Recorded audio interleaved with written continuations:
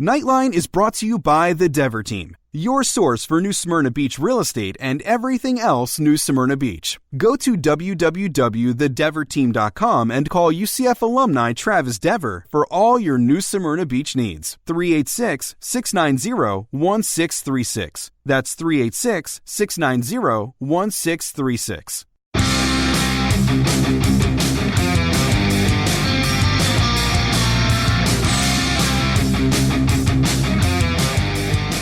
Welcome to UCF Nightline, your source for UCF sports and former player information.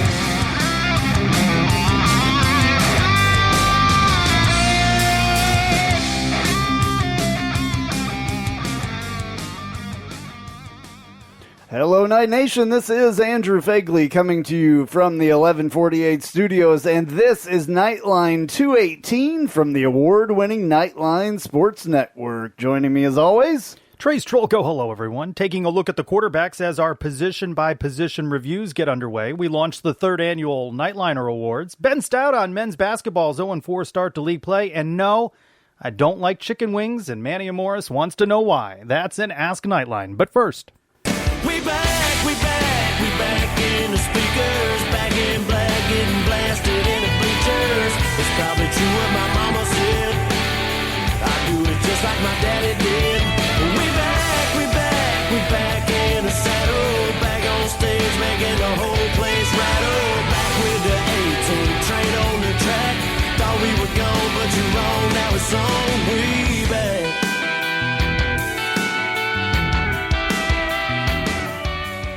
All right, it's right. We are back. This is our first show of 2020, our 218th on the Nightline Sports Network. Happy New Year, everyone. Trace, it's been a long time since I've seen you. Last year. Yeah, man. Is it too late to Happy New Year on the 12th of January? I don't think so. Not for us, because we haven't seen each other in person. So, I mean, you know, I haven't seen you since before the bowl game. Is there a cutoff for you on the Happy New Year? Well, I mean, I guess it would probably be right about now. I mean, it's right now. it's done now because we've actually said Happy New Year to each other. So I think we probably, I don't know, we may have said it on Facebook. We may, or, you know, a little messenger thing or a text message or something, but I don't think so. So how was your trip? Good. That's good. Out in Denver, saw some snow, got to visit with family, all good. Good. All right. Yeah. Well. Yeah. Come back to some silly season stuff with the rumor mill. CBSSports.com with the headline: Baylor coaching candidates, Sonny Dykes, Blake Anderson, Josh Heupel. Lead replacements for Matt Rule as we record. Josh Heupel, still the head coach of the UCF Knights. Yeah, and I don't think that will. I don't think that will. Don't you like though that somebody writes a column and now a guy is linked to a job? I mean, there's no credibility to it. I mean, I just don't think that's going to happen personally. I mean, you never know. I just don't think Baylor would be the one that he would go for. So, I mean, I'm sure at some point it's going to happen. It happens all the time. This conference that we're in seems to be a hotbed of place to find the next, you know, quote-unquote Power 5 coach. Mike Norvell at Florida State. Yeah, so whatever. I'm glad that it's not going to happen as far as I know this year. Let's just, you know, keep going with what we have. We have some new staff members on the staff, and we need to get that all working. I mean, Coach Heupel has to hire people. You'd wonder, though, if he were interviewing for jobs elsewhere, whether he would hire someone who then would probably not be retained by whoever might be the next coach. So at least to me, that seems like maybe he wants to be here. Yeah, I think I totally think he wants to be here, and you know, some fans would tell you they don't want him here. Blah blah blah. Another double-digit win season. Yeah, 10, 11, 12 more, and I'm good with that. And he's not head coach a year from now as we record? You're saying that? I'm saying if he produces another double-digit win season, 10, 11, 12, 13 wins, will he be head coach? I guess if there's January as we record 2021. I guess if there's a job that he wants bad enough out there. Or, I mean, I don't know if he's a money guy or not. I mean, most people can't, turn down that money. That the difference in the money between the AAC and the other conferences. So he's making around $2 million now, and he could make 12 or whatever. Yeah, he's not going to make that, but there is a number though that I think keeps him here at least for the year longer. Is that buyout, that $10 million buyout? Yeah, it makes it more expensive for a Baylor to want a Josh Heupel. Well, with Baylor's money that they have, they could probably easily take care of that, or whoever. So you don't think the $10 million is a barrier to a Baylor? I think it helps. Yeah, but I mean, I think that whatever school that wants him bad enough would not even balk at the idea of paying that. So, I mean, it is what it is. I'm happy to have him here. We'll see. We'll see if we can, surpass what we did this year. We want, obviously, to get back to having a better year than 10 wins. We'd like to win them all, of course. So, I mean, I think the jury is still out on Heupel a little bit. I know that there's a lot of people that don't necessarily like what he's doing here. So let's see with this recruiting class. You think it's a lot? A lot what? Of people? Or I don't know if it's a lot or of a people, vocal, very loud minority on social media. It's probably a loud minority, I would think. I know there's some parents in there of players. And I don't know what that's influenced by. It could be their kid not getting the treatment that they want their kid to get. So that gets weird. You know how that is? They're not the most, impartial. Not at all. Yeah. So, and it's more than one that I know. So don't read between the lines there. But if we were doing this about the other 129 programs, even in Alabama, there's a kid not getting playing time at Alabama, and people grumbling about Nick Saban. Absolutely. Right? Yeah. No, that's just the way that it is, I guess. And I guess, we've talked about this before. Maybe we've come of age a little bit more because, people aren't satisfied with 10 wins. I think it's a little bit, I think it's a little bit much to not be satisfied with that. Look at how obviously we would like to go other places and do other things, but if you're going to have a down year and it's 10 wins, I'm good with it, with that down year. Minnesota wins its bowl game, hits 10 or 11 wins for the first time ever or something like that. The number of schools with double-digit wins is relatively small, right? And it's just funny how it's celebrated elsewhere, right? Yeah. So when what's your thoughts on the championship game? Are you watching? Yeah, I'm going to watch it. And I'm rooting for LSU, obviously, because I think if they win that game, it makes us look all that much better for knocking some sense into Joe Burrow. He said that he changed after that hit. That hit changed him. And it's not, you can't do apples to apples, but the way they blew out Oklahoma, they certainly did not blow out UCF. No, in that fashion. They didn't. And right? It was a different team. No, I know. It was a year before and all that. But UCF would have been ridiculed, made fun of. Oklahoma gets completely blasted and will still remain in the top 10. Right. Well, yeah. And that's the unfortunate part of all of it. So your prediction is LSU. Well, you won't be surprised if Clemson wins, though, based on I won't success. Be surprised because they're a good football team. I think it's going to be a great game. I hope that it's a great game. I hope that it's a great game so we can, watch it and have fun. But besides that, I don't really have any stake in the game except that I kind of like Ed Ogeron, he's a character. He's a character. I like him. I like him more than I like Dabo Sweeney, and I guess I like the LSU team better than Clemson. Clemson's won a couple times recently, or at least once. I don't even know, to be honest with you. And LSU, it's been a while, so I don't like to see it go back to the SEC, but. If you have to pick a lesser evil, I guess my lesser evil would be because, we have a little bit of a connection with LSU. and all that stuff. So I'm rooting for LSU. When the final rankings come out for the season, do you expect to find UCF in that final top 25? 25, be close. if any. I mean, they should probably. If you look at what happened in the bowl games, It's going to be close. Yeah, 24 to 27, somewhere in there. I would probably. say 25 or nothing at all. Personally, they should be there though. No, what I'm saying is they just might fall short. It might be the 26th or the 27th. Right. Yeah. I hope that we're at least 25. What's I think encouraging we deserve that. is I'm seeing in a number of publications, I don't believe in any of these preseason rankings or support them, but they exist, and I can't stop them. So I'd rather see UCF ranked in them. And I'm seeing consistently UCF in these 24/7 out with one that has UCF at 23 going into next season. Okay. Going into next season. And they should. They have one of the top quarterbacks in the entire college football.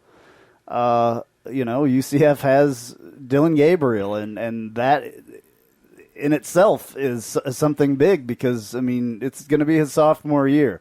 Sophomore year is when our quarterbacks normally have done really well. It'll be interesting to see how he handles the change in the staff that's with him in the quarterback room, personally. It'll be interesting how all that whole thing goes together. The guy that is taking over as the quarterback's coach, and I'm sorry, I don't. Do you have his name? Joey Halsey. Okay, well, he's been here. Yeah. So, quality it's there. control assistant, offensive quality control and assistant. he was in the quarterback's room, so they know him, so that could be good. It's kind of a different position to gain the quarterback's coach job, but I think it's because he's the familiar face. I'm really excited, if we're talking about this really quick, I'm really excited about having Alex, Golish? Golish. He is going to be a recruiter, big time, a recruiter extraordinaire, I think. And that's what we needed. That's what we lost with Jeff Lebby leaving, and I think we got a good guy. So I'm excited to have him here. It'll be interesting to see, how that actually works, because I know there's an Ask Nightline question, and we'll get to that one later. But I think that's a really good question, and we'll talk about it more. Comes from Iowa State, where he was the tight ends coach and recruiting coordinator. He'll be co-offensive coordinator at UCF, along with Anthony Tucker, who we know as running backs. Yeah, and that's coach. awesome. I like the co-coordinator thing, especially if you're not calling plays. Do you think that this might lead to some change? I think that's something going into spring camp. I think it'll be a question asked of Coach Heupel. Will he be loosening the reins on play calling, maybe delegating some of those? I doubt it. I don't think that he's ready for that. Maybe if he struggles or something at some point again with play calling, maybe he will relinquish a little bit of that, but I don't think that's his style. I think he's going to be one of those guys that's going to call the plays. I wish that he would relegate it to somebody else. I wish that this said pass coordinator and run coordinator, which obviously it is, but I wish that it said that, and they would work like that, personally. So he's was the tight ends coach at Iowa State, and it certainly seems that tight end has been an underutilized position in terms of the offense. Well, we might as well just answer the Ask a Nightline question. I've forgotten what it is now. Well, you can skip to it. Well, let's just go to it. Why not? I got to find it here. Blah, blah, blah, blah, blah. Where is it? Okay, still confused how we pulled a Power 5 OC from a decent Big 12 school to be OC offensive coordinator where we don't even have one calling plays. Is UCF now a destination school? Well, for one, he wasn't an offensive coordinator at Iowa State. This was Brian W. Peterson, by the way, that asked this question. He was the tight ends coach there. He was not an offensive coordinator. So this is a step up for him. And this is, it's a job, it's a raise. I don't know if he's going to be making the same kind of money or he's making more money. We'll, I guess, find out more about that maybe. Probably not. But it's an escalation of your job title. and that gets you jobs later on. You have to work your way up the ranks in football most of the time. So I hope that we will see more of the tight ends. I think there was there another one that had a little bit more about the tight ends in it? Did I read the wrong one? No, I think I know that one was right there. Here. Sorry, I'm just going to go to that other one too. 8799 Tammy. Will we utilize? That's what it says. At 8799 Tammy. Will we utilize our tight ends a little bit more now that we hired Golish? Listened to the Suns interview with Anthony Roberson, and it seemed it favored into his decision to transfer. Well, yeah, that thing, it may not, it may help and it may not. I know that he's going to recruit tight ends. I know that he's going to do that. He has done that at Iowa State, and Iowa State has been known for years of having good tight ends. If you watched their bowl game, they talked about it a lot during that bowl game. Before Golish came to Ames, Iowa State tight ends caught a combined 5 passes in 2015. In 2019, Cyclones tight ends caught 75 passes. That's quite a jump up in production. So you would think that he should be able to influence Heupel, and I know that already he's going after a guy in recruiting that he was recruiting for Iowa State. Yeah, which no one's screaming about when a new coach steals a recruit from his former school. It's different. Yeah. It's the opposite way. And I saw that conversation on Twitter, I think, the other day, or maybe it was on the message board or whatever. But yeah, it's a totally different story when it's on our side and it benefits us. You go back a year prior, Mackenzie, prior to his injury, had a chemistry with Michael Colubiali. Right. So we did see the utilization. That 6th year of eligibility was huge. Right. Yeah. But there was that drop off going into the season. I just remember back when Coach Heupel was hired, and you had studied a lot of the Missouri play. One of the big things you talked about was how he utilized the tight end. And I've been really surprised the last this year really, with not utilizing them nearly as much. But you adapt to the players that you have. That's what makes a head coach.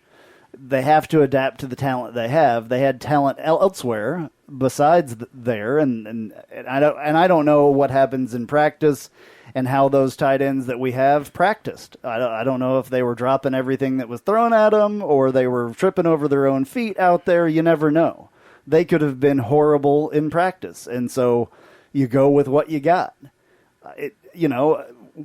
Our scheme doesn't really fit the tight end. His scheme has changed a bit as well from what was being run at Missouri. This is much more of just a straight air raid than it was there.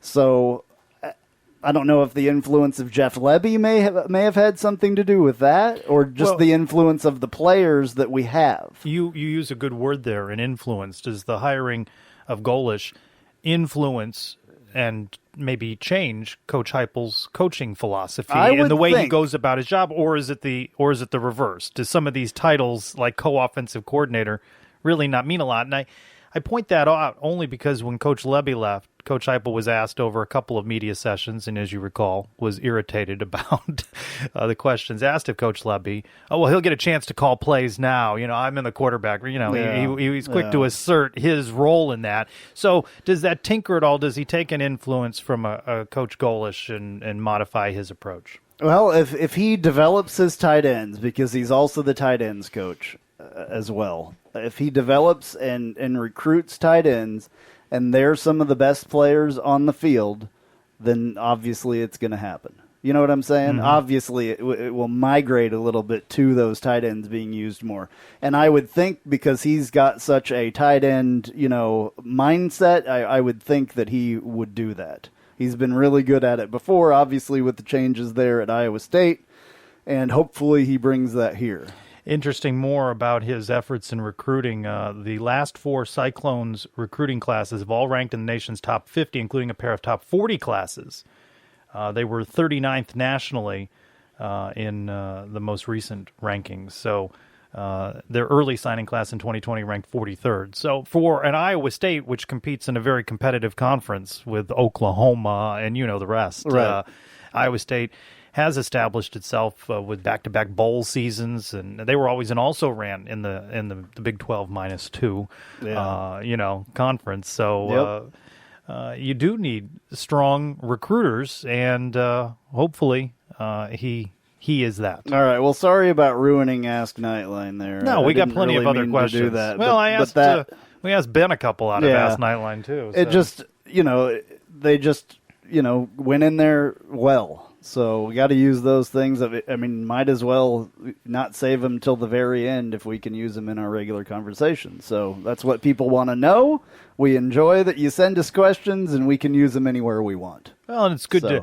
I always use the Ask Nightline questions as a good barometer of what's on people's minds and what they're thinking about, even if it's sometimes offbeat, like what kind of cheese do you like? And those sorts of questions. At least we've tapped into the. Yeah. I've caused a whole stir today with a response to a question from the Sons of UCF. Okay, well, we'll get to that later. Yeah, we'll get to that. What else later? So you feel good about, based on what you've read, the hire of Coach I'm Golish fine from with Iowa that. State. Yeah, no, I'm excited about that. Yeah, great recruiter. I mean, that's what we need. We need recruiters. That's a huge thing. Because I really think, like I said before, that we lost a really good recruiter with Jeff Levy.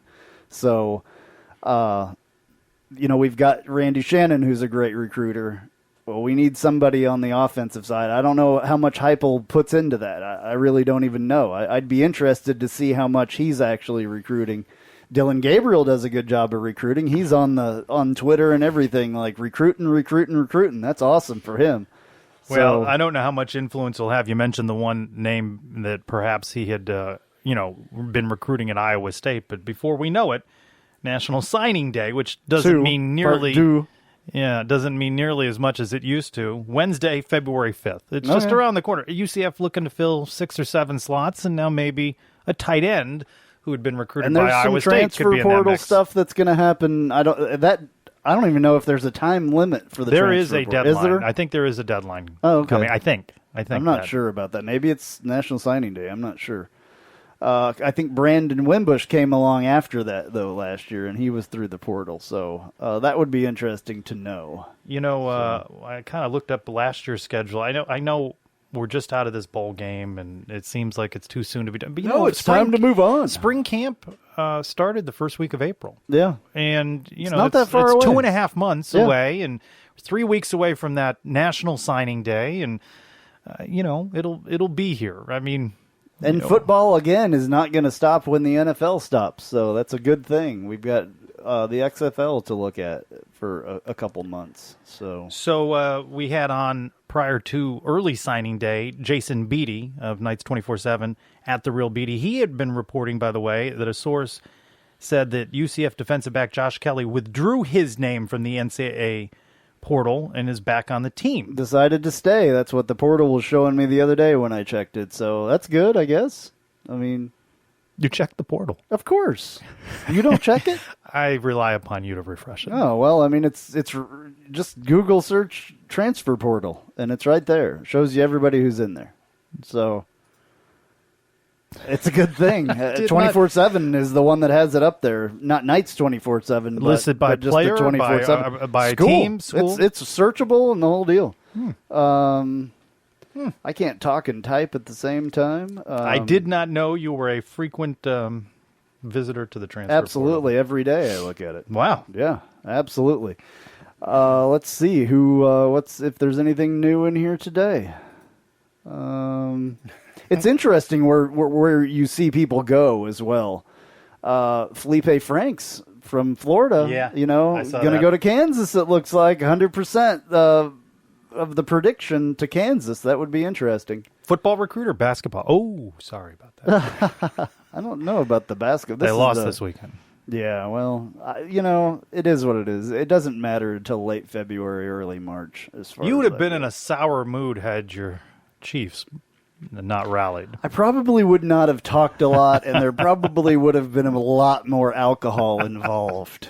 There was a tad bit of alcohol involved today, though. Speaking of my beloved Chiefs. What a game. Woo! I sat there after the game ended. My wife actually, are you okay? Because I just sat there kind of like I turned the TV off and I just sat there. I just literally sat there for a while. I didn't say anything. I was just like, I had to like get it all. It felt like a college football game, not a stodgy NFL game. I had to just absorb what I had just watched. It was the emotional roller coaster of roller coasters as far as I'm concerned. Because I thought at one point, I'm like, it's over. I texted one of my brothers, and he was the one that said that it was over. I said, yeah, probably. And then, because a lot of the games, when we text the UCF games and we're, in bad shape or whatever, especially last year, the year before, I was like, it's over. It's all going to end right here. It's done. When we were behind by a touchdown or something.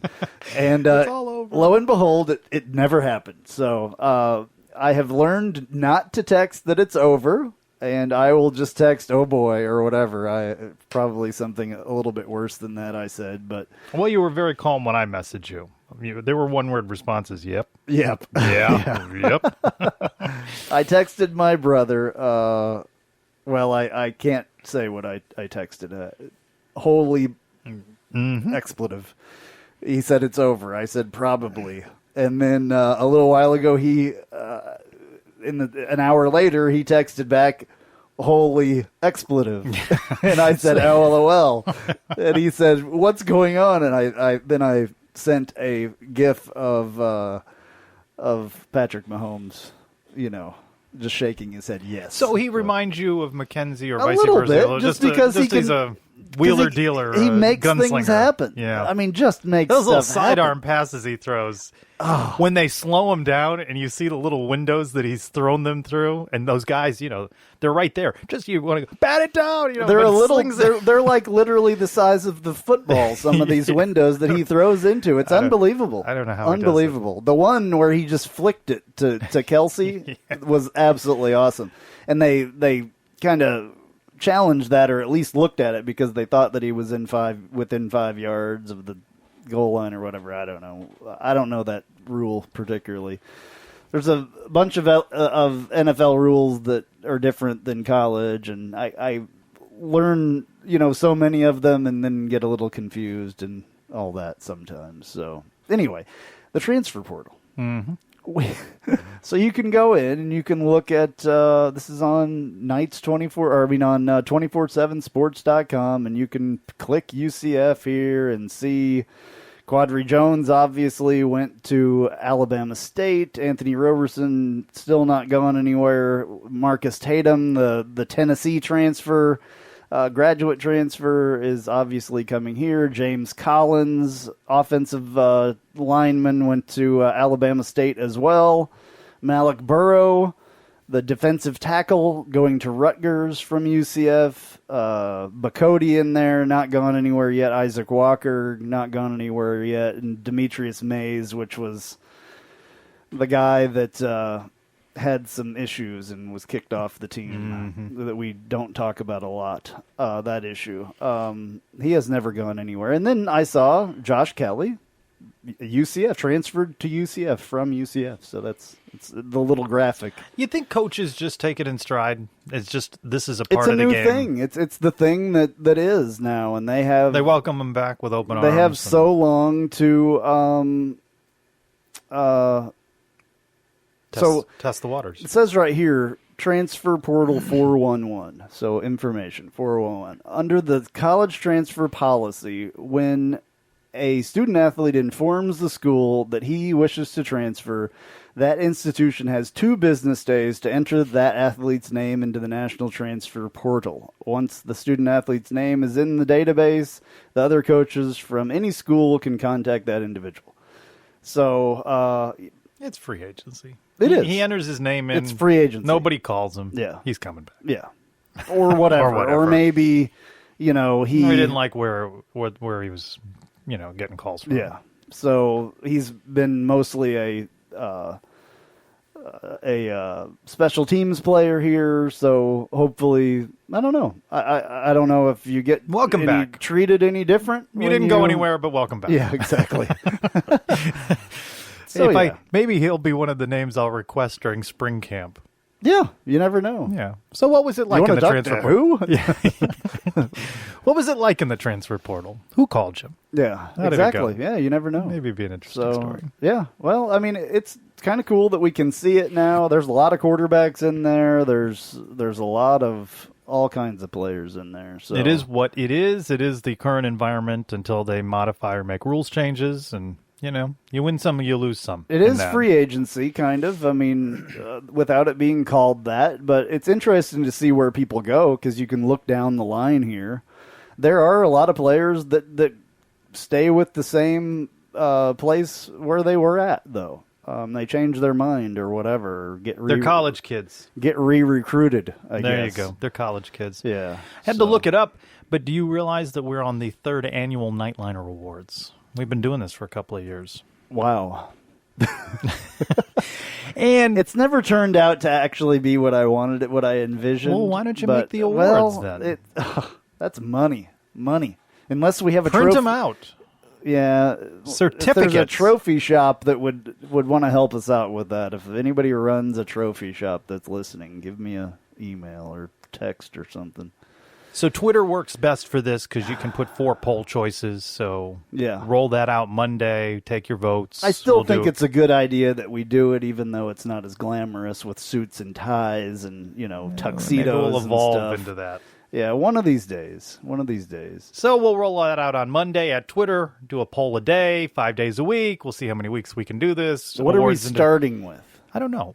Oh, okay. I thought maybe you had this all planned I out. had them. I sent them to you. You did. To look over. You did. I just had running backs, best running back listed, but I haven't. I might do an offense one day, a defense the next, so not just all offense. All right. Well, look on Twitter because that will be exciting. At UCF_Nightline. Big week for former UCF men's soccer players. First standout, Cal Jennings, drafted 17th overall by FC Dallas in the first round of the 2020 MLS Super Draft. A little while later, Orlando City selects former Knight Jonathan Dean, 39th overall. Dean, the 9th Knight to be taken in the MLS draft.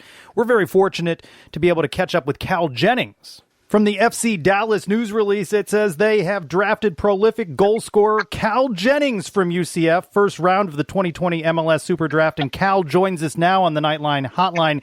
Cal, congratulations. Well, thank you. I really appreciate it. Where were you when you found out the news? I was at home watching the live stream with my family, parents and siblings included. So did you learn from the broadcast, or did you get a call from the team first? So about, I would say 2 minutes before the team drafted me, FC Dallas gave me a call. I picked up and I got to talk to the head coach and the owners and everybody kind of in there. I think they call it a war room now, which was nice. So what did that feel like? I mean, everything that you've worked for, I don't know how long you've been playing soccer, but probably since you were a little kid. What does it feel like when that happens? It was definitely exciting. I was prepared to receive that phone call. I didn't know who it would be from. I had an idea, talked to a couple of teams at the showcase. But you can't fully prepare for the call because you get it and then you're kind of in shock. It's like, I've been picked up by somebody. So it was exciting. 46 goals in 52 starts, including 32 goals and 35 appearances over your junior and senior seasons. What do you think you bring to FC Dallas and the MLS? Just an ability to score goals in a couple of different ways. I got a lot in college from crosses, movement in the box. Huge credit to the guys I was playing with and the chemistry built there, so I'm hoping I can build the same at FC Dallas as well. How did it make you feel that a short time later, Orlando City takes Jonathan Dean? Oh, I was so excited for that. I got picked, and after I had been on the phone with FC Dallas, I immediately went back, sat down, and was waiting for Johnny to be called because I knew his name would get called. And you guys coming off a top 10 finish in the 2019 season. What did you think of this past season? You didn't quite get all the way there, but you went further than any UCF team had. Yeah, I greatly enjoyed the season itself. It was my senior year, so I had a lot of emotion going into it, realizing that this was it. But it was definitely worthwhile and something I'll look back on fondly. Not even just because of the records that were broken, but the the excitement of the season, the camaraderie of the group was something that I'll cherish for a long time. Talk a little bit about what it feels like to be a part of kind of a movement with UCF soccer. It's gotten a lot better in your time at UCF. A lot more people know about it now. Yeah, it's exciting. I mean, it's always fun to be on the front end of something when it's becoming big, and that's a huge credit to the coaching staff and the players that they've brought in. But I'm just happy to be a part of it, and I feel like I definitely developed a lot as a player and a person under their leadership. In what ways has Coach Calabrese and the staff really helped you transform your game? Well, they're extremely detail-oriented. So when we would go into training sessions, we would do a number of different drills, and it wasn't just so much we were doing the drill, but they would break down each little moment of the drill, whether it was a repress defensively, whether it was a little bit of a change in body position so that you could get out of pressure. Just little things like that. And now has your phone blown up hearing from your teammates at UCF and as well coaches? Oh, absolutely. I've been getting a lot of messages and calls, but it's good. It shows that I got a lot of people who love me and really care about me, and hopefully they feel that I really love and care about them as well. What's next now? What happens? The MLS season just around the corner. What do you know? Where do you go from here? Well, I'm telling you, I'm learning a lot right now. I head out to Dallas on the 17th, so Friday, and we'll do medical stuff. I'll get into preseason and then hope to fight for a contract and make the first team. That's the plan. Well, based upon your performance at UCF, your work ethic, your prolific scoring, there's no doubt that Night Nation will have opportunity to see you play professionally and succeed at this next level. Yeah, I hope so too, and I'm extremely thankful for the support that Night Nation has given me while being at UCF, and like you said, I know it will continue. All right, Cal Jennings joining us on the Nightline hotline, fresh after being drafted in the first round by FC Dallas in the MLS, and again, from all of us in Night Nation here at Nightline, congratulations, Cal. Thanks again. All right, man. Congratulations. Thank you very much. Really appreciate it. No problem. I'm glad I could join y'all today. All right. Love it. Congrats. Love watching you and can't wait to see you at this next level. Know you're going to light it up. I hope so. Meantime, the Orlando Pride of the National Women's Soccer League inked former Knight Carrie Lawrence as a supplemental player. I don't know what that means. Hopefully Trace can explain that. I'm not sure I understand that distinction either. Not on the roster per se, but part of the organization is how I would define that. All right. Probably relegated to another. Well, they don't really have an OCB-like thing, but more of a practice squad. I think more in defining it as a practice squad type of player. Camp body, but opportunity. Better than nothing at all, though. Yeah, opportunity, and that's Bridget Callahan has worked her way up. Former UCF women's soccer player, so and part of the roster. So well, good to see some of these people staying local as well. I wish that they would have gotten Cal. That would have been awesome. It would have been a little shot in the arm on the offense. Not the Pride, but the other, the men's team. Oh, soccer season's coming around soon. Yeah. Do you sense my enthusiasm? Not so much. For Orlando City. Yeah. I'm hanging in there. I'm not ready to bail. I still haven't been to a game at the new stadium. Not ready to bail, but not as enthusiastic as I used to be. Did you watch any of the Division II, or not the Division II, but the FCS National Championship game? I did not. No. I did not. It was a pretty good North game. Dakota? North Dakota State, of course. Wins it nearly every year. Yeah. They're pretty much the Alabama or, Patriots of the FCS, so... But Juwan Hamilton, our former running back, was on the other team 2 years in a row. They have been in that runner-up spot, unfortunately. But he had a good game. So better to be in that game than not, but runner-up twice. Absolutely. Well, they do it right because those are the two teams that earned it. Those two teams earned to be in that national championship. They have a big tournament, and it went lasted until... couple weeks ago, or this weekend was the best championship teams went out game. though, right? Yep, everybody has a chance. So the NCAA, I implore them to look at that kind of method for the FBS, but it ain't no gonna time happen. soon. No time soon. A big thank you to our buddy Sam, Sam2982. I don't know if this is a new handle for him. Sam Unger, Unger to Unger with the 5-star review. The improvement of this show from when it started is crazy. Sounds as professional can be. Segments with former players Kyle and Ben always give great insight. Great job, guys.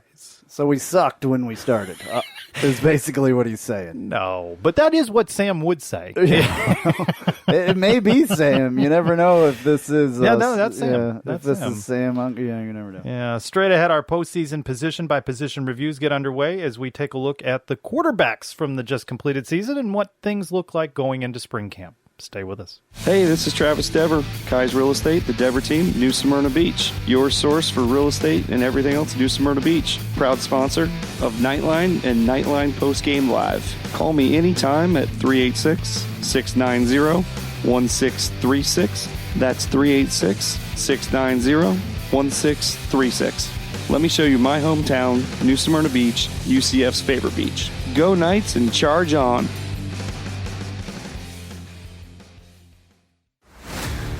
Hello, Night Nation. This is Andrew Phegley reminding you to tune in every Sunday morning, 9 to 10 a.m. on ESPN 580 Orlando for Nightline the morning after.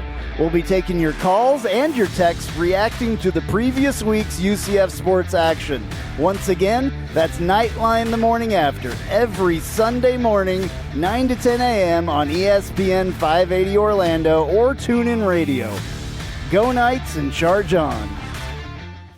All right, well, you just heard me telling you there about Nightline the morning after. We've been off for a couple of weeks here, taking a little break, but it's going to come back.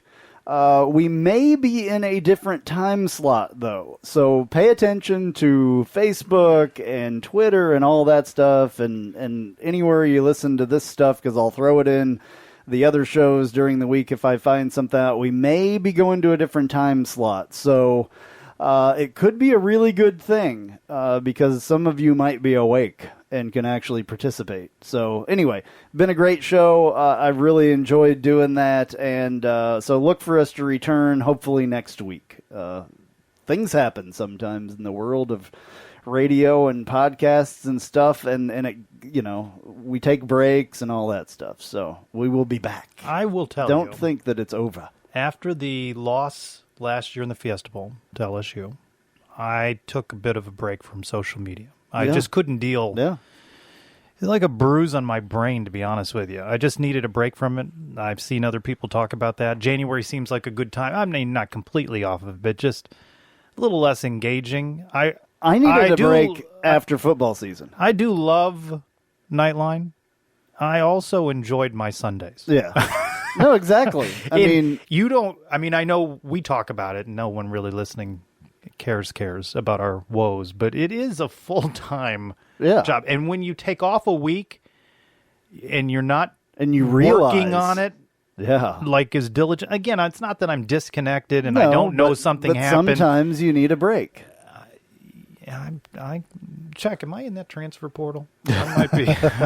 I enjoyed not getting up at 7:30 in the morning on Sunday for the last 2 weeks, to be honest with you, and I enjoyed being able to watch football and not have to worry about editing audio and all this stuff. I mean, it's a lot, especially during football season for us. So it's nice to take a little bit of a break. Decompress a little bit, spend some time with our families that maybe didn't know we existed anymore, and all that. So it's been nice, but we're pretty much going full steam from here. There may be a show or two that we take off, but Super Bowl.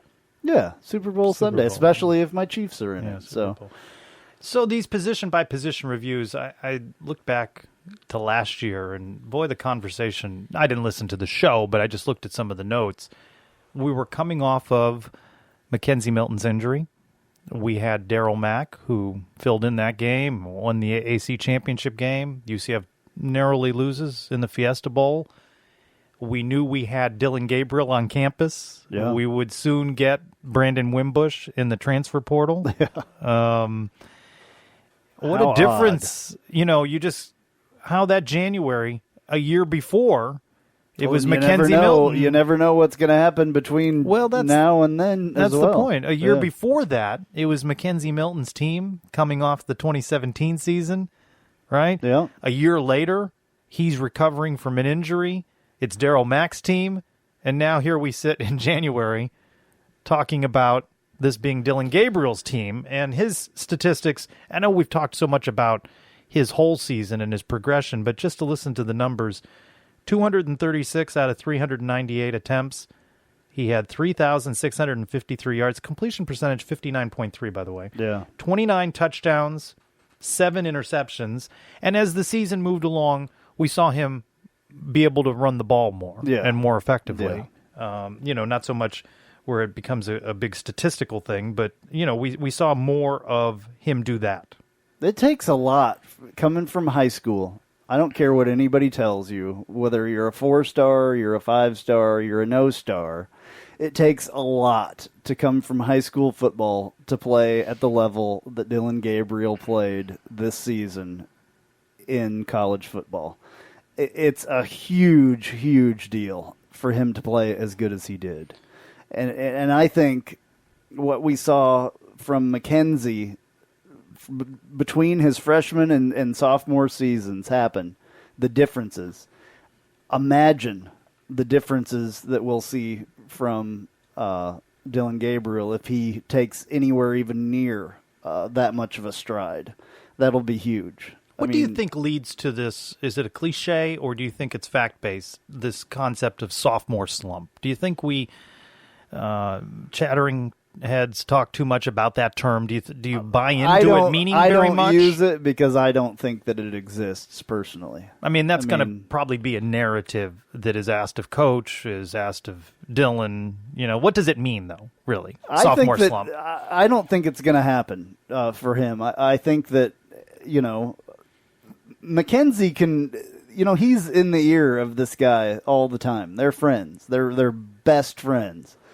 And I just feel like he's learning a lot of the things that Milton went through. And Milton went through a lot between his freshman and sophomore year. A lot. Much more challenging than what perhaps Dylan will face because of the support system that Dylan has in place locally for him that Mackenzie was missing. So he's in a better spot. So, I feel like I hope we don't see any of that. I don't normally use that sophomore slump thing. So do you make anything of it? No, I don't mean specific to him, but the concept. Does it mean anything? Everybody knows about him now. They didn't know about him before, so they have expectations, and that's, I think, maybe the expectations cause the sophomore slump or whatever. They think that. I don't know. It can get in the head of a kid, I guess, They have expectations of themselves that are greater. The fans have expectations. The coaches have expectations of them. Their parents have more Sometimes my brain works faster than my mouth does, unbelievably. There's a lot that, just imagine for a second being a student athlete and then having fan expectation and all those people's expectations. That has to be in a position like that. I played college football, but I didn't have any expectations myself. Nor did anyone else. No, I digress. No, seriously. I wasn't that I wasn't a star player like this kid is. I wasn't a quarterback that it meant freaking everything that this guy plays well. I didn't have that on me.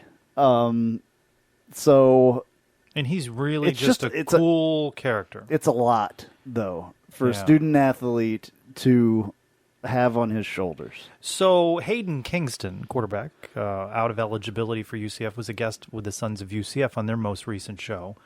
And he used a word I'm not sure I'd heard in reference to Dylan that he's a bit of a perfectionist, which puts its own set of pressures, self-pressure, and raising the expectations. His work ethic, also something that we'd heard, but Hayden also spoke of last guy off the practice field. A lot of film study. Yeah. And really putting himself into that which he's passionate about. The quarterback should be that guy. Should be the last one. And, there's a lot that is on his shoulders, and I think he's dealt with it tremendously. There's certainly moments where, right, as a true freshman, but you could say this, you could go to any game of Mackenzie Milton's. I mean, there were passes, right? His completion percentage was not a whole heck of a lot different, right? I mean, very close. You go back to 2017, 2018, and you could say, well, why did he throw that pass? Remember the game where who were they playing? He threw a couple of picks, and people are losing their minds about Mackenzie Milton. So there's certainly areas where you could see Dylan needing to improve upon. But when you look at the whole body of the season, well, that's a heck of a first year. Heck yeah. I mean, Lord have mercy. I mean, we should be horribly excited about what he did, and I can't wait to see what he does this year. But based on what we talked about, how this was Mackenzie Milton's team, and then it was Darryl Mack's team, and then it's one injury in the case Ankle of Darryl Mack. Literally. And it recasts everything in that quarterback room. That's why it's so important that by all appearances, we have Darryl Mack coming back. Yeah. To be a part of that quarterback room and be a part of this team. That's something I'm interested in seeing with his full health. And we don't know if he was 100%, because Mackenzie certainly wasn't in 2018 and there were parts of 20. He was not 100%. I mean, I don't know if any football player who's playing the game week in and week out is 100%. Yeah. But I'd be curious to see how these new co-offensive coordinators and Coach Heupel perhaps better, more effectively utilize as a weapon what Darryl Mack can bring to the team. Yeah. I mean, we'll see. You never know. I hope so. I mean, he's definitely, capable of doing some good things out there. So hopefully they use him more. I think he could be in whatever way a real change of pace. I mean, we talked about it throughout the season. Whether they utilize him in that capacity or not remains to be seen. But otherwise, he's a good backup sitting there that can come in if something happens. And I mean that's a very important thing to have, is a guy that you can rely on to come in and be able to move the sticks. As you are in January of 2020, for you, how much of a factor is Mackenzie Milton in your mind in the 2020 season? I don't think that he's much of a factor. Honestly, I mean, he won't be in a capacity to be playing in spring camp. I don't think right? so. I don't think so. The earliest we can really begin to take it more seriously that he might step foot out on that field would be fall. Yeah, I guess. I mean, I don't know anything more about him, than I have for a while. I mean, I know that he had a doctor's appointment, going back up there to Minnesota to check out the knee. I don't know the results of that or if it's happened yet. I can try to do a little digging later on about that, but whatever happens with Mackenzie Milton, I mean, obviously, we all hold him in very high regard and all that stuff, but I want him to continue getting better, and he can take as long as he needs to do that. So you don't really put him in your mind in terms of talking about the quarterback position. Certainly not going into spring camp. He's nowhere on that radar, other than being a part of that quarterback room and being another set of eyes and being helpful to coaches. I mean, I just don't, I'm not, we talk about expectations. I'm not putting any expectation on that. I'm just not, because I just want him to be able to function normally in life. I mean, honestly, I could care less if he comes and plays football again for UCF. I would love to see it, obviously. But if he can't, he can't. And I guess I just don't want to be disappointed if he can't. I will be elated if he can. But I don't think that there's any reason to put an expectation on that at this point. I mean, I know a lot of people are talking about it. No, well, what happens if he's back and Dylan Gabriel and all that stuff? Dylan Gabriel is a heck of a football player. And if there happened to be competition between those two guys, I think that they're good enough friends that they would root each other on, and the better player, would be happy for the other. But I don't see it happening this year. Maybe next year, possibly. I mean, there's still things. There's still eligibility things that can happen. You never know, though. Mackenzie Milton can surprise all of us as well. So we don't know yet, but I'm not going to put any expectation on it right now. How much pressure do you think Coach Heupel is under to ink a quarterback on National Signing Day, since the highly touted Mike Wright chose not to go to UCF, and you can understand that. Well, we need another one. Yeah, I mean, you're looking at a spring camp right now today. 2. With Dylan Gabriel and Daryl Mack. Yeah. Right now today, with Mackenzie Milton not being a part of that mix. Right. Transfer Absolutely. portal is certainly viable. Yeah, but we'll have one. No, I know we'll have one, but do you think he's under pressure to ink somebody on National Signing Day? I don't think so, because there's so many of them in the transfer portal. There's more quarterbacks in the transfer portal than there is anybody else. How hard do you think it will be to get that quarterback, knowing that Dylan has this coming season and then perhaps 2 more after of eligibility? Every freshman quarterback that started has that. I mean, so there's got to be players that... but why come to UCF if you know you're not going to I don't know how Dylan you sell Gabriel? that. How do you sell it? I don't know how you sell that. But maybe a kid that wants to come closer to home, and be a part of this group. I mean, all of those guys can guaranteed tell any player that is even thinking about it what it's like in that room. And they all have a great relationship and all that stuff. So that's the challenge of success. Yeah. Is inking that quarterback. Yeah. When you have someone start off as well. And that is, of course, not just UCF. You see this other places. North Carolina's highly touted freshman quarterback. A challenge there. Well, why do I want to go there? I'm going to be looking at this guy for the next 3 seasons. There's guys that definitely want to come here. There are, for whatever reason that is, that we'll have, by the time, the season starts, we will have probably 4 quarterbacks, I would think. I think they would try to get 2 more, because we ran with 5, with Mackenzie still being on the roster. Quadri, Brandon Wimbush, Hayden Kingston. Yeah. 6. Yeah. Which was... We'll keep Mackenzie in that number until you're at 3 right now. Yeah. So, yeah, we ran with 6, actually, yeah. So there'll be... I think there'll be 2 more by the fall. So it's sort of a funny situation as we put a bow on what the quarterback situation looked like in 2019 and look ahead to spring camp, not quite to the 2020 season, is that who you have in Dylan Gabriel and Daryl Mack, and of course Mackenzie Milton, part of that room, is really a great quarterback room. But you need a couple more guys. Yeah. No, yeah, we do. So you need a couple more guys. And success of Dylan Gabriel, and really the force that Daryl Mack is also a part of that mix, makes it difficult for a kid to absolutely see when am I going to get any playing time here. here? But we've always had guys like Hayden Kingston, and there were guys before him that are, important players in that, even though they don't see the field a lot. They're still important, calling plays on the sideline, making the hand signals and stuff and getting them in there and all that stuff. There's all kinds of stuff you can do, and there's a guy that plays on the practice squad as well, and can really learn some stuff. I mean, if I was a quarterback coming from another school that I wasn't getting that playing time from, and I maybe wanted to learn a lot from a guy like Josh Heupel, I think it's a great spot to do that. You never know what you could learn from, a guy that has a national championship and, high on the Heisman list. I mean, if I could learn under Josh Heupel, I think I would want to do that.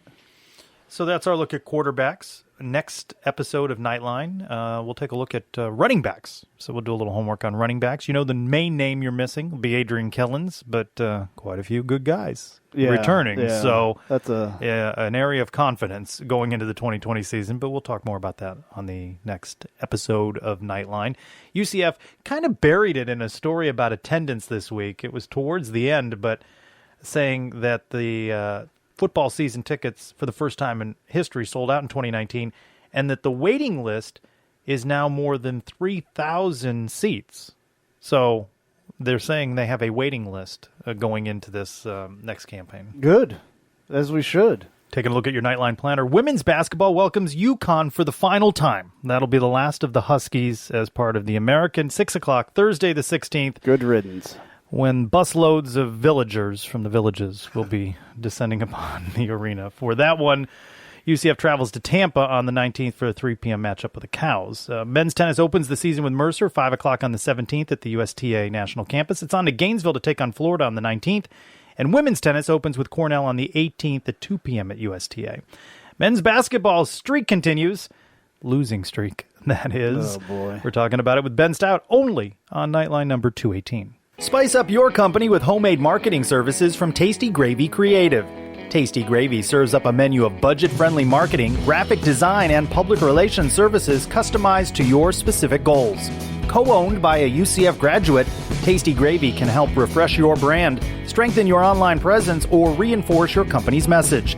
Contact Tasty Gravy for help with your website, social media, marketing, advertising materials, and more. Visit tastygravy.com. All right, Saturday, the Knights led Cincinnati. This is men's basketball, 29-26 at the half, but could not hang on in the second half. That is a familiar story through the conference play so far. They lose to the Bearcats 68-54. That marks UCF's fifth straight loss. Knights 0-4 in league play, 9-7 overall. Yeah. Didn't expect this quite like this. I thought that they were a little bit better than this. In the non-con play especially. 9-3. It's very surprising to see what has happened. Here's what Johnny Dawkins had to say in his opening statement after the game. I thought it was a tale of two halves. I thought they really played well in the second half. I thought the execution was really good. The young kid, Volt, the big kid in there, he reminded me of Taco down there with his size and his ability to finish around the basket. I think he really imposed his will the second half, and they were able to get some separation. I thought, we had our opportunities. I thought in the second half we had a lead, and we went through a little bit of a drought, about 8 minutes. And I think in about 13 minutes we only got 4 field goals. And we can't have that in games like this. Our offense has to complement our defense, and tonight it really didn't. For the Knights, Colin Smith led the team in scoring against Cincinnati, 19 points. Disappointed. We got to have more of a sense of urgency now, since we're starting off our conference play so poorly, and we got to get it together quickly if we want to get what we want to get this season. All right, he said that they need a sense of urgency. I definitely believe that. There's definitely, it seems like, kind of some frustration there, and this is going to lead us in through the rest of these questions. You kind of hit on that with quite a few of these questions here. You said greater sense of urgency. Do you sense a frustration building within the team? Just with ourselves. I feel like everybody, we want to win, and we're preparing to win, but we just not going out there and executing. And that's just some stuff we have to go over in practice. So what's your big takeaway from today that you can work with the athletes and coach them up going into the next game? Well, there are a lot of moments in the game where I thought we played some really good basketball. I think I can show those, and we'll talk about those. And then I'm going to talk about, as I mentioned before, the first half. I think it's important to note, when you're up 6 and you have very good possessions, you can extend the lead like that. So instead, when we're in that position, and we've been in that position several times, and that's what our guys got to learn, it's just not about the last 8 minutes of the game. That's why I say 40 minutes of basketball. There are periods there where we had a chance to extend our lead when we had momentum, and we may have taken an ill-advised shot. We may have forced an ill-advised drive. Now, all of a sudden, instead of you extending this lead to 10, 11, now you come down because it's a bad shot or a bad opportunity. They come down and they score 2 times in a row. All of a sudden, it's tied or it's a 2-point game. So they're feeling like you dodged a bullet. You're like, wow, I dodged a bullet, because it could have easily been extended, and it wasn't. That's just inexperience. That's guys who haven't been in those roles, not fully understanding what each possession means. And it's up to us to keep teaching them that. And it's a process of learning that. It's not something that, I got it now. I mean, because every game presents a little different challenge where one game is because of some bad threes. Another game is because of some forced drives. Another game is because of some turnovers. And so each time you learn a little bit more about what it was and you put that information into young people, I think they start to figure it out. But to me, that's kind of where we are. It wasn't just the last 8 minutes of that drought. That did hurt us. But when you have a chance to extend the lead in the first half, you should extend it. You shouldn't settle for, some ill-advised possessions. And that's something that we have to mature and grow in. Frustrating for you? You're taking it in stride as a teacher? Oh no, I'm frustrated. I can't lie and say I'm not. I'm frustrated because I want it for our guys. I think we have a good enough team in this league to be very competitive and to win games. So of course I'm not happy. I'm frustrated with it. But I also know that it all boils down to teaching. I don't think if I was okay with it, I should be in this profession. You know what I mean? I think, I should be taking it hard. We have high standards in this program. The guys that came before these young men have put us in a great position of where we are as a team and as a program, and we want to uphold that. We want to have that. We want to have that standard of excellence and be consistent. We don't want dips in that, and so we have to find a way to get this thing turned around. Ladies and gentlemen, put your hands together for Nightline's own 7-footer, Ben Big Social Stout, and Inside the Paint.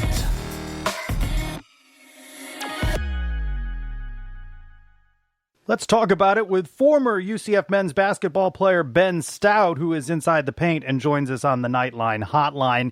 Ben, I want to set things up by reading from your Twitter handle at BigSocial32.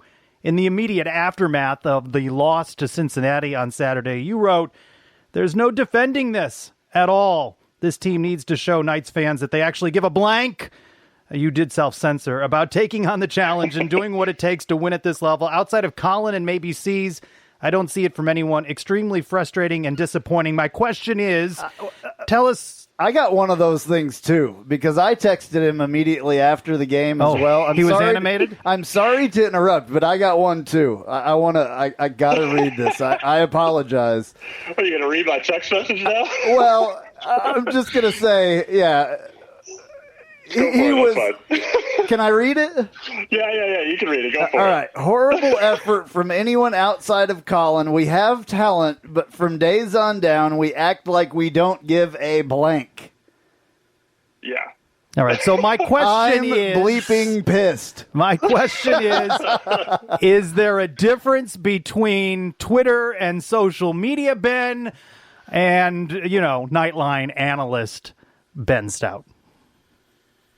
Well, I've had over 24 hours to calm down a bit since the end of that game, but it has been a couple weeks since we've all talked about UCF basketball, at least in the capacity of Nightline, and so I've had some pent up aggression since the Temple game, since the start of this conference slate, and it definitely came to a head yesterday, whether it be Twitter or over text or over conversation or whatever. It's just been a very frustrating start to this conference slate, and it started with the Temple game. As I tweeted about and talked about with you guys, outside of Nightline, it's just being at the Temple game and not being too far from the UCF bench. It's just kind of one of the first times I've seen with any Dawkins team, anyways, where when things in the game start going against you and you miss a couple shots, you miss a couple assignments on defense, was probably one of the first times that I saw them.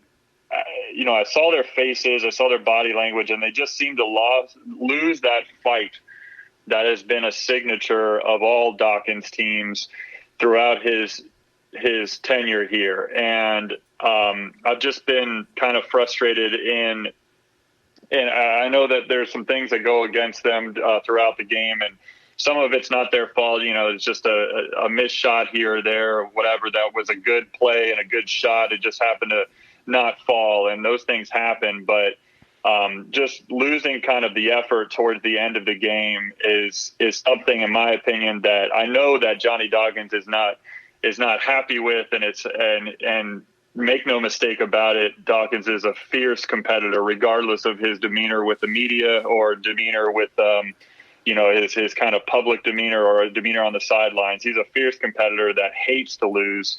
And I know that this is killing him. I mean, to start 0-4 in this conference, we knew this first month of conference play was going to be a tough one, but I didn't quite think that we'd lose certain games, especially the Temple game and especially the Cincinnati game. Those two games, the way that we lost them, I just it gets you a little frustrated. That's for sure. Going to throw out some statistics from this Cincinnati game. It'll be like The Price is Right, or whatever show that is. You door number 1, door number 2, or door number 3. Which statistic most... Okay, there's the sound effect. There's the buzzer. The little buzzer. Okay, here are 3 statistics from this game. Tell me which bothers you the most. UCF out-rebounded 34-22, or Cincinnati scoring 24 points to UCF's 8 off turnovers, or, how about this one, Cincinnati shooting 56% in the second half of this game.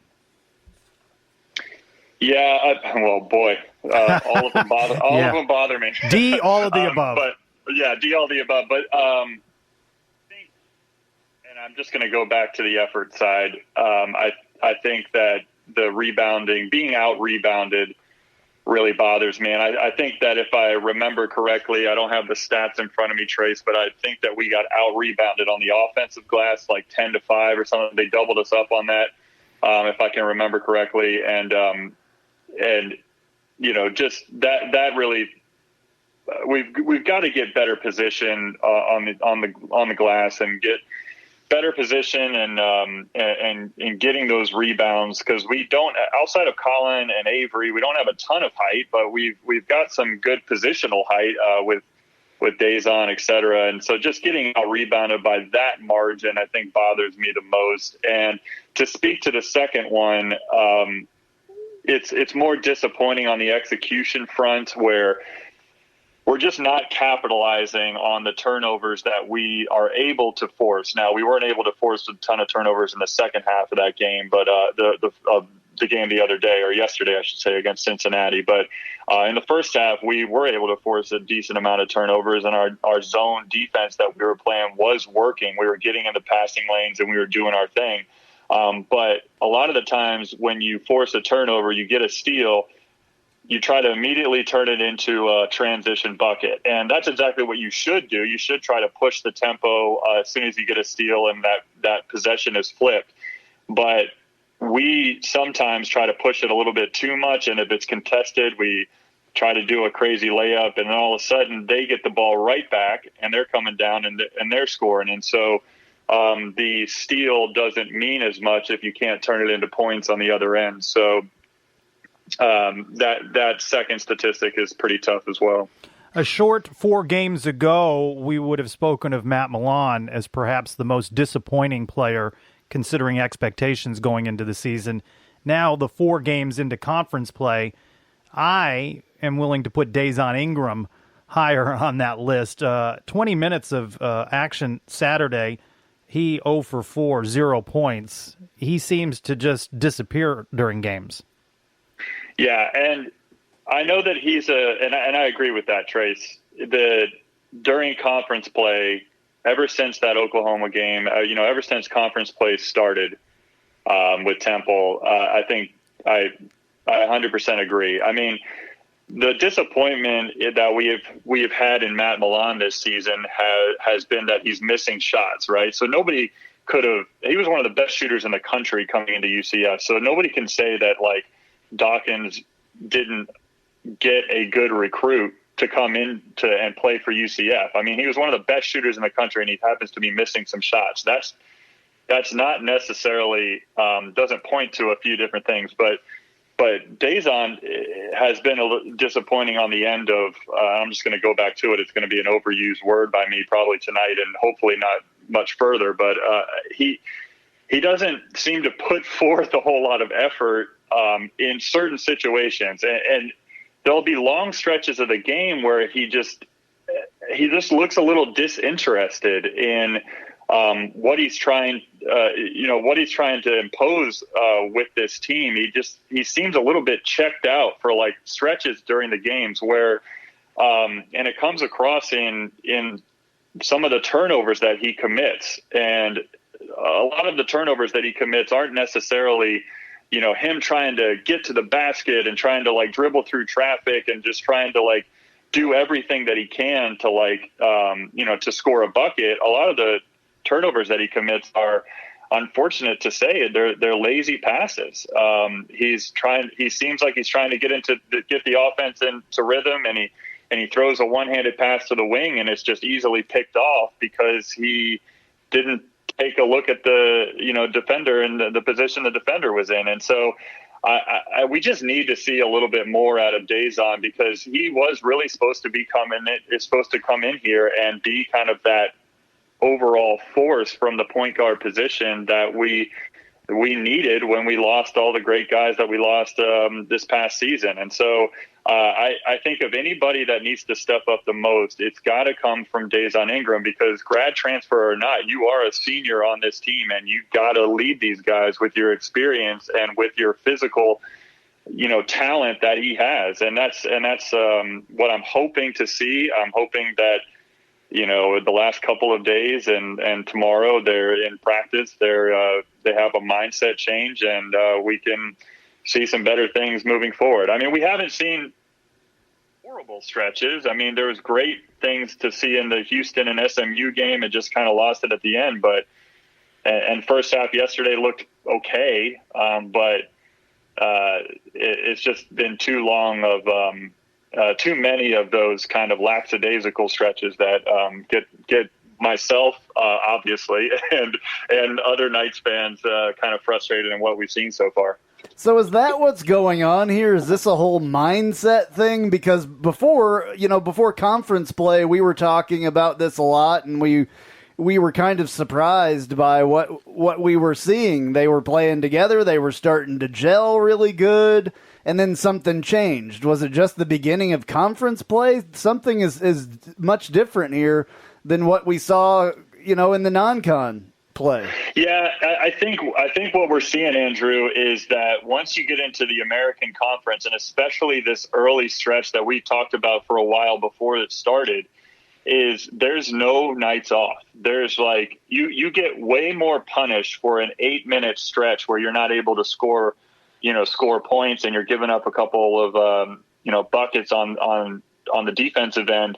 You get much more of a punishment in conference, night in and night out, because the competition level is just way better than what we played in non-con. I mean, we played some tough teams in non-conference. I'm not going to take anything away from them, but outside of that stretch of about 4 or 5 games where we played relatively low competition teams, but Oklahoma and some other ones that we played in that tournament out west. I mean, there was some tough competition, but you kind of get away with some bad stretches during those games, and you can recover for them. But when you're playing a team like Houston, you're playing a team like Temple that's got, that's got Grimes and then you're playing a team like Cincinnati who's got Cumberland, who these are players that are the real deal, and they know how to step on your throat when you're showing weakness. And I think that's what we're dealing with when it comes to the conference play, is that the margin for error is much less. And maybe we were glossing over it a little bit because we were able to turn it on at the end of games during the non-con, but the competition level is just different, man. So should they play better teams in the non-conference to get ready for this? I mean, they played some pretty good teams, though. I'm just surprised that it's night and day, the difference. Yeah, I'm not sure. I would agree with you that they did play some good teams in the non-conference, but I think that we've gotten a little unlucky with this first stretch being so difficult, this first month of conference play being so difficult, where it was kind of flipped last year. We were able to kind of settle in a little bit. We didn't play super tough teams last year to start out the season. And we talked right before Christmas was the last time that we all talked on Nightline and talking about the basketball team. And I gave a record of 11-7 as a prediction in conference play. And that prediction it had a lot to do with my confidence of how they would come out and play against Temple. And that's why you saw it all over Twitter if you were following me on Twitter, and just why I was so disappointed in losing that Temple game, because I felt like that game at home to start out this conference was a really pivotal game for us to get a win. We had to get a lot of confidence kind of going into this tough stretch that we can compete in this conference, and losing that Temple game just really, I think, chipped away a little bit at that confidence. And when things have gone bad since, we've just, unfortunately, I don't want to say we folded, but it has happened for stretches where we just can't. Nothing seems to quite go right, and our confidence gets shaken. And you saw it yesterday, and I think that was probably one of the toughest examples of that happening, because even at SMU, I felt like we fought pretty well in the second half when not everything was going our way. But yesterday at home against a tough opponent, it just kind of all fell apart in that second half, and it's just tough to watch sometimes. Chad Brown, Aubrey Dawkins, Taco Fall, BJ Taylor. Who is this team missing the most? And you can't choose all of the above this time. I think you got to say BJ at this point. I'd love to say Chad Brown because he brought so much fire and spark, but it's BJ, because what we're really missing is that guy, that sole guy that can, if we are forced to go into isolation basketball and we need somebody that is just going to be at the top of the key and everybody kind of spreads out and he creates his own shot.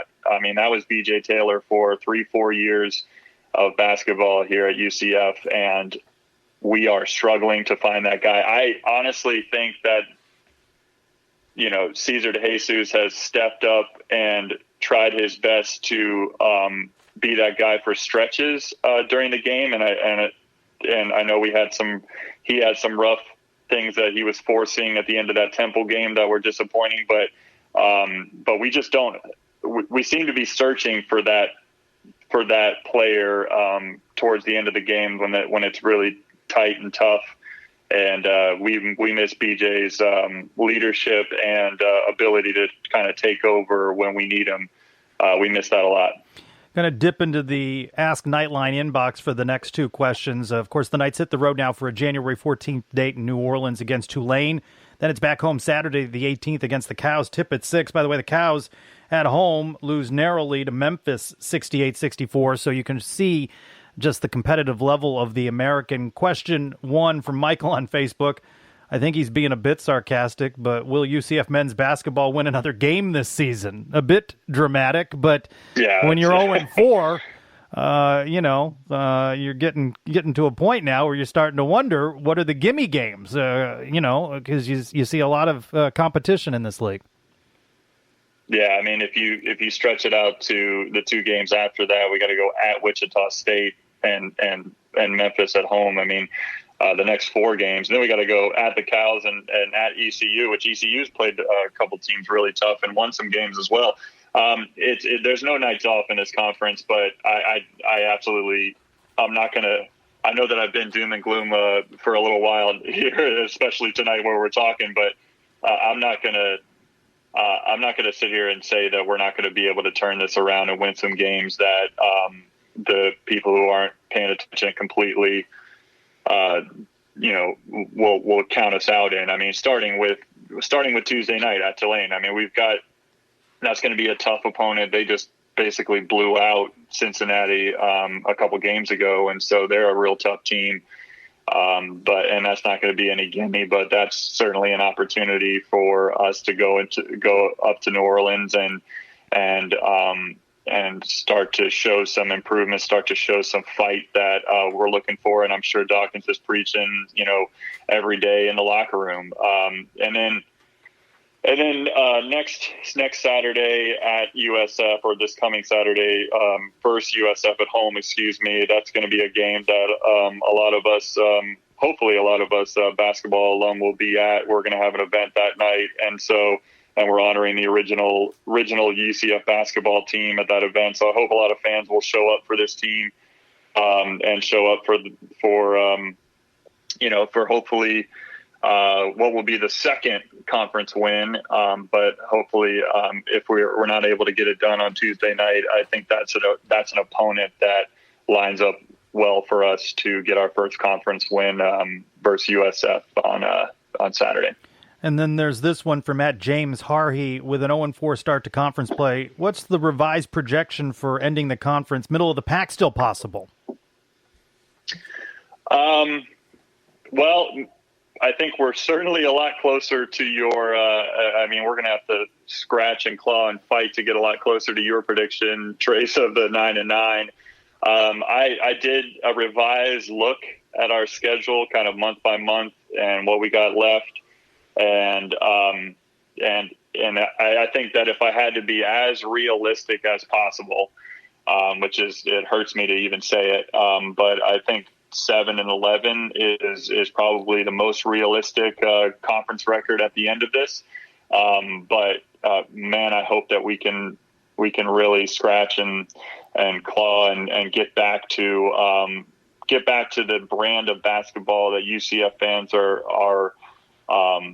are used to seeing for a full 40 minutes, which we haven't put that together yet. But I think that I have confidence in that we can turn it around and do that. And so I would say that my most realistic conference record at this point, starting 0-4, with the unfortunate way that we've lost these games, I think 7-11 is probably more realistic, which is unfortunate for me because that I'm a big enough man to admit when I'm wrong, and 11-7, I hate to flip it that way, but that's what I'm looking at right now. Well, you got to go 1-0 first against Tulane on the road before we get to any numbers greater than 0. So that's for sure. Give him a follow @BigSocial32. It's not quite not safe for work, but he gives you the insights, and he joins us all of the time on the Nightline Sports Network. He is Ben Stout. Ben, thanks for being with us. Thank you, guys. You have a good one, and we'll talk next week. Hopefully, we're talking about going 2-0 this week. Nice moment of silence before Saturday's game in memory of former UCF men's basketball head coach Chuck Maychak, who passed away January 4th, age 82. Maychak was at the helm during UCF's final season in Division II during the 1983-84 season, and the first season for the Knights in Division I back in 1984-85. He was 25-31 as head coach and was an analyst on Cincinnati radio broadcasts from 1993 to 2017. Time now to take a look around the American. Wichita State remains undefeated in conference play at 3-0 with two nice wins this week, beating Memphis at home on Thursday 76-67, and a double overtime win Sunday on the road over UConn 89-86. The 23rd-ranked Shockers are now 15-1 overall on the season. Cincinnati a half game back at 3-1 after their win over UCF on Saturday. 4 teams at 2-1, Houston, SMU, and a couple of early surprises in Tulsa and Tulane. I'm Jeff Allen. We will continue our team-by-team series in men's basketball and bring you more news from around the conference on this week's AAC Report only on the Nightline Sports Network.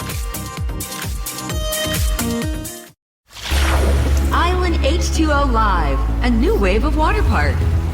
Experience the next generation of fun at Island H2O Live. You choose the music. You choose the lighting. And you choose where to share your memorable moments at Florida's newest and most immersive water park.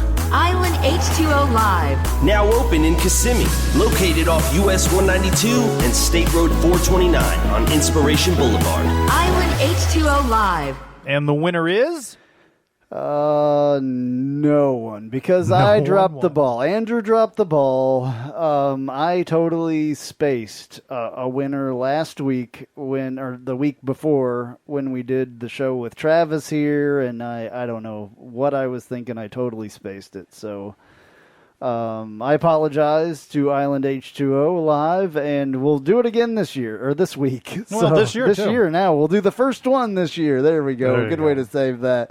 We will post that graphic that we do and just retweet it, and we'll pick one person randomly to get tickets. I apologize again that I missed that. Gotcha. All right, good luck. There's lots of things. Repost everything. Yeah. On Twitter for us. Yeah, exactly. Yeah. Repost Tell a friend. all of our stuff. Yes. Absolutely. Is Danny White the most powerful person on the UCF campus? That is one of our Ask Nightline questions. We weigh in when Nightline number 218 returns. Oviedo Brewing Company is the hottest microbrewery in Central Florida. Located 7 miles from UCF at the Oviedo Mall, this 8,800 square foot brewery just opened its doors 6 months ago and has already crafted 13 unique beer flavors and counting in their tap room. The tap room contains different styles of beverages, including ciders, wines, and craft sodas. Not only do they have amazing beers, they also have a full kitchen with gourmet pizzas, wings, and tacos. Oviedo Brewing has activities for each day of the week, such as Taco Tuesdays, Trivia Wednesdays, Pizza and Pint on Thursdays, plus live music on Friday and Saturday evening. But the best is Sunday brunch with unlimited beer mimosas. Need a spot for game day? Oviedo Brewing is just the place with their large TVs to catch all the live games. You'll also find Oviedo Brewing at UCF tailgating sampling beers. And OBC support for the Knights doesn't stop there. If you need a spot for UCF away games, come to Oviedo Brewing Company, where the Nightline sports crew will be broadcasting live after the game. You can get all the details on their Instagram or Facebook page. Follow them at Oviedo Brewing CO. Download the Untapped app, and you can find out what beers are on tap. The food menu is also available on their website, oviedobrewingco.com. Hey Night Nation, it's Adam from the Sons of UCF. Be sure to check out our show every Wednesday only on the Nightline Sports Network. Now, back to two guys who probably won't be Cow of the Week nominees, Andrew and Trace. Ask a Nightline is brought to you by Chad Barr Law. Chad is a UCF alumnus and diehard Knights fan. Chad Barr Law handles auto accident, slip and fall, and personal injury cases. Call Chad today at 407-599-9036 for a free consultation. That's 407-599-9036. Armor up and call Chad Barr Law today. All right, it's that time for Ask Nightline, answering the questions that you send to us on our Facebook page or via Twitter at hashtag AskNightline. Some of them we answered or asked and answered earlier when we were talking about new coaches and also with Ben. You had a couple of leftover ones that you punted from the show. I did. Post Gasparilla Bowl at @facts_UCF. Who are the UCF athletes of the decade? Have you given this a good bit more thought? You could obviously go sport by sport on this. We mentioned B.J. Taylor in conversation with Ben Stout. Shaquem Griffin. You know the football names. Certainly Mackenzie Milton. And, I mean, they're talented athletes. You know, to have Cal Jennings would probably be one in there. Yes, absolutely. Would certainly be on that list. Yeah.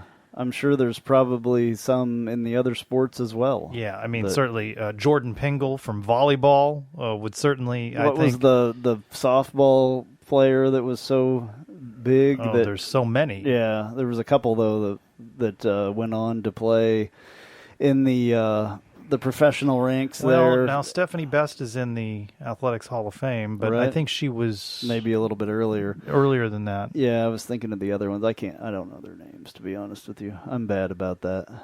But so there are people. There are several. Yeah. I mean, but it'd be interesting if you could narrow down to 10. It'd be hard, so that football doesn't dominate a list. Like this that. Could be another thing on Twitter. This could be another poll for Trace on Twitter. You know, I'm not one to overpoll. That's what I like to say. That's what I like to say to Libby. You also punted on this one from Michael on Facebook. Does Wichita State get a full share of the AC football TV money and bowl money? Now, this was put one an I was inquiry hoping that, into the league, but I haven't heard back yet. I just did that over the weekend because I went back. I hadn't listened to that entire episode. I kind of went on fade a little bit. Yeah. Needed to decompress. No, it's all good. But to answer that, I forgot all about that episode. I will. when I get an answer and they're good about answering these sorts of Yeah, questions. that's what I wanted. I'm speculating, Michael, but I do not believe Wichita State gets that for football TV money and bowl money. I do not believe that, but I'll get that answer. And does Navy get a full share? I think it's kind of prorated, is my understanding of it. I could be wrong. Yeah, on it. I wouldn't we'll get think that confirmation. since they're not full sports that they wouldn't get. I mean, I wouldn't think that they would get a full share. At Golden Knight _2, with the AAC cutting its deadweight, UConn, do you think a 12th team will be added, or do we stay at 11 and eliminate the divisions? That waiver for the lack of divisions in the title game is a 2-year waiver. So I still think, it's sort of funny. We get upset when a Big 12 looks at UCF and says, well, why don't you add UCF? When the Big 12 feels that UCF brings value to them financially is when the Big 12 or another conference, for as much as we love UCF, when they feel that we bring more money to the table for each of those member schools is when UCF will be added. But you know what? Not until. Same thing with the AAC. If we look at an Appalachian state or you pick a school, do you think that one of those schools brings that kind of value?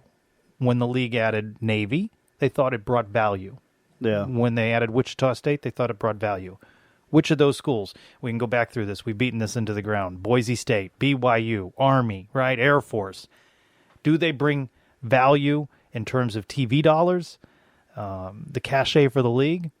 You can find flaws in each of them, and that's what the Big 12 and other conferences, when they look at UCF, they say, well, do they bring dollars to the table and add to the value of the league? So I think they are looking for a 12th. I think Commissioner Oresco has been pretty upfront about that. By the way, I enjoyed that casting of the Wizard of Oz question that came in. That was odd. It was odd to do. You had him as the Cowardly Lion?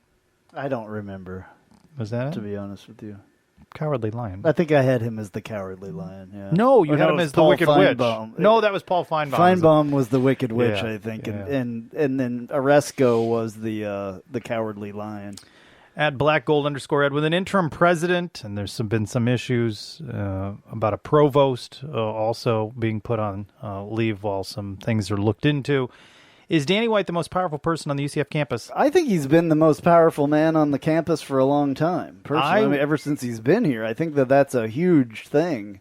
I shall disagree. Really? I think the Board of Trustees, and especially in the wake of this whole Colburn Howell thing and President Whitaker leaving, interim President Seymour, the search for a new president, who is selected as the next president and what bearing it may have on athletics. Obviously, you, as a UCF athletics fan, want the next president to be supportive of athletics and not supportive of athletics. So for me, right at the moment, I feel that the people that will be making the decision about the next president of the university are the most powerful people.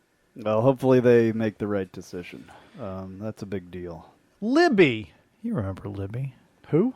Yeah, at Libs 407. There was a couple of great games to start the year by redshirt freshman defensive lineman Landon Woodson. What happened to him later in the year? Did he get injured?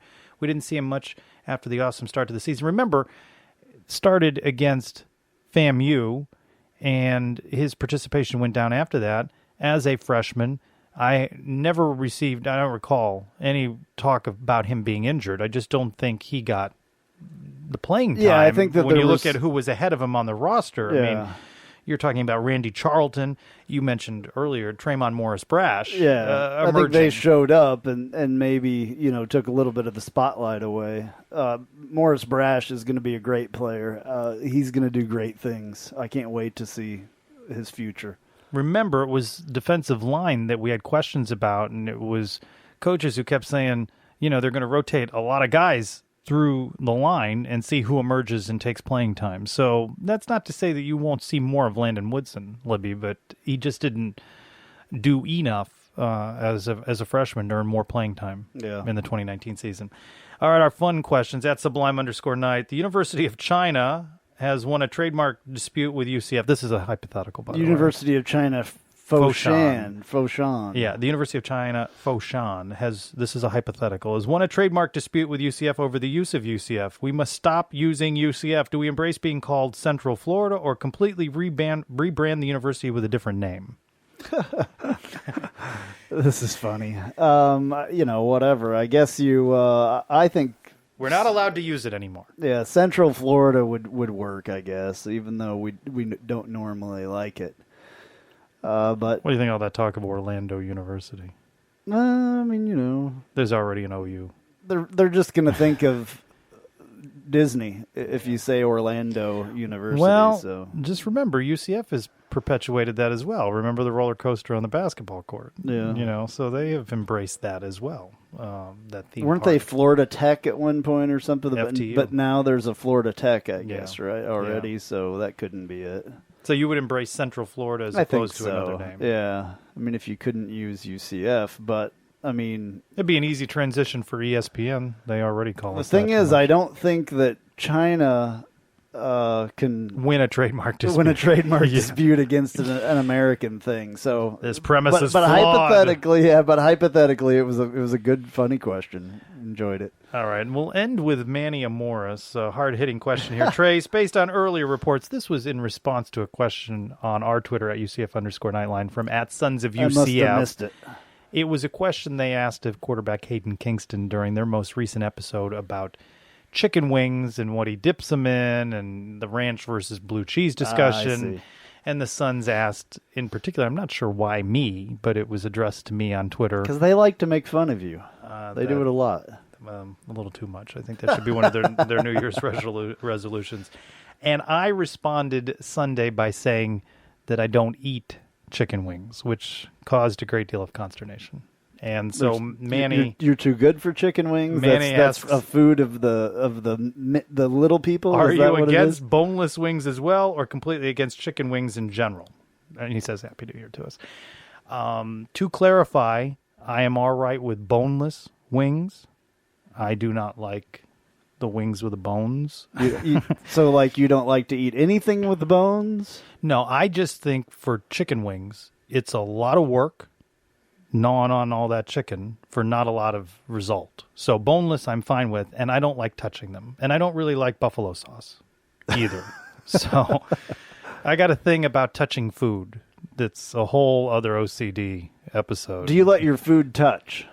Yeah, I'm fine with that, but it's like at Thanksgiving or whatever, you let all that stuff touch? Because I've heard Adam does not let anything touch. Yeah. And he may even be one of those really, really weird people that eats one thing at a time, I believe. Yeah, I have a friend like that. I think that he may be one of those guys. He eats whatever that one thing is and then moves to the next thing. Yeah, like one thing at a time. And then my friend, I was shocked the first time. I've known this guy for years, and I finally sat down to eat with him. We were doing something, and we were like, I'm starving, and we went to. It was weird enough. We went to Kentucky Fried Chicken or something, but he literally ate the potatoes first, the chicken second, and whatever else the side was, the biscuit or whatever, and then he drank his drink. It was the weirdest thing I've ever seen in my life. I did not know people did that.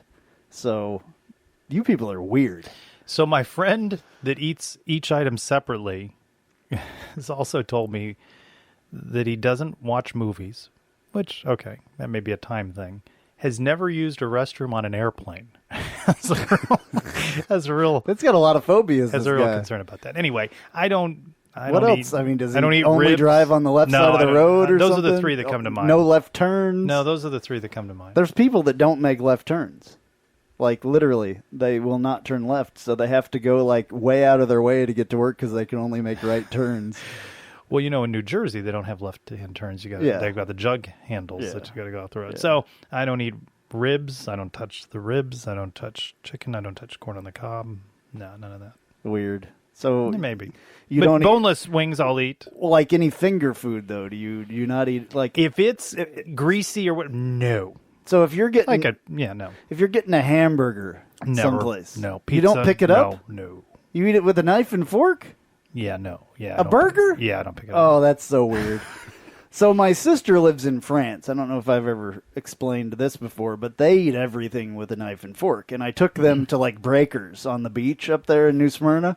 Beautiful place, awesome, best view you could ever get at a restaurant. It's right on the beach, literally. and they both, her and her husband, both like started eating their hamburgers at Breakers with a freaking knife and a fork. And I'm like, what are you guys doing? No. This is the United States. You picked this up. So oh man, you're weird. Well, that may be. You're really weird. That may be. That's crazy. Libby, this is another thing to pick on Trace about. Like she needs another thing. Send him pictures of cheeseburgers and stuff. I don't know. Well, and cheeseburgers have become problematic because I have celiac, so I can't eat the bread, so it's a whole thing anyway. It's not one thing, it's another. Wow. Yeah.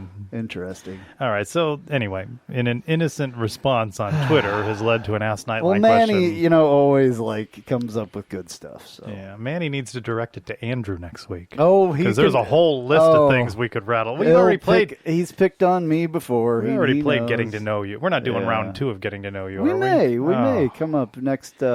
Maybe because there's more stuff. Maybe we'll open up to questions because we get these wacky do if you're on an island or pick a cheese and this sort of thing. Oh yeah, we could do that. Maybe we'll do the Getting to Know You questions when we get that really might be when we get to the real dog days of in summer. the summer. Yeah, we'll perfect. open up and what inquiring minds. What do you want to know? Boy. Now that doesn't mean we're going to answer all these questions. I'm definitely going to be editing a lot in that, and I'll be blacking out questions with a marker. Well, thank you, nearly all of you, for your questions. Hashtag Ask Nightline, only on the Nightline Sports Network. And now, news and notes from the world of UCF sports.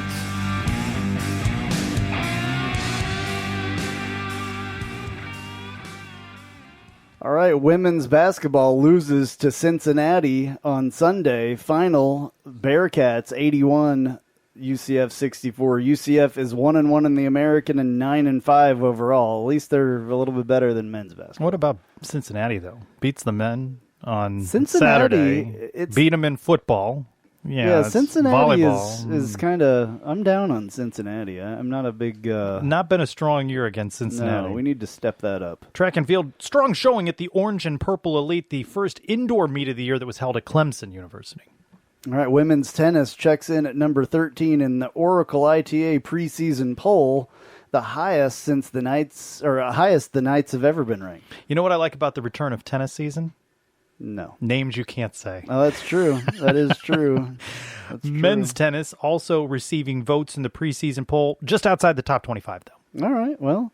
And finally, softball practice is underway. The Knights are projected 4th by the league's coaches in the preseason poll. UCF opens its season February 6th at home against Indiana. We're just a couple of weeks away from both softball and baseball. Probably have media day coming up here not too far away. It's crazy. Where has time gone? And soon it will be time for football again.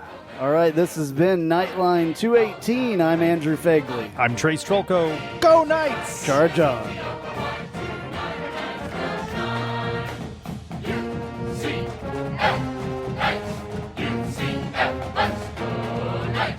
UCF, charge on to the field. With our spirits, we'll never yield. Black and gold charge right through the line. Victory is our cry. BSCTO or Y. 2 Niner Knights will shine.